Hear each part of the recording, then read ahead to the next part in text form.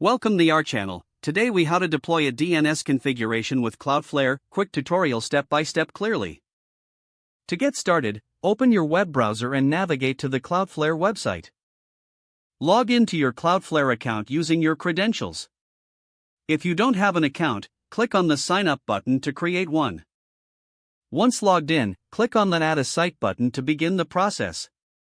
Enter your domain name in the provided field and click on Add Site.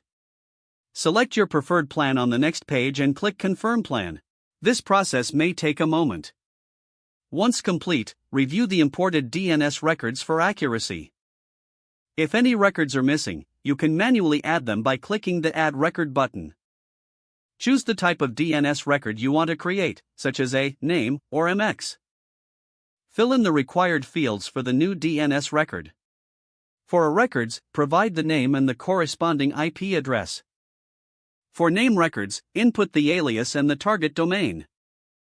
After adding any necessary records, click Continue. Now, you need to update your name servers. Cloudflare will provide you with 2 name servers. Log into your domain registrar account to access your domain settings. Locate the section for updating name servers. Replace your existing name servers with the ones provided by Cloudflare. Save the changes and allow a few moments for the update to take effect.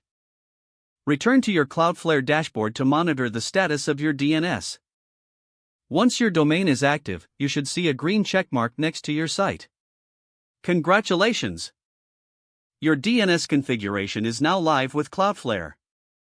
You may explore additional settings and features to enhance your domain security and performance. This includes options like SSL/TLS configuration and web application firewall settings.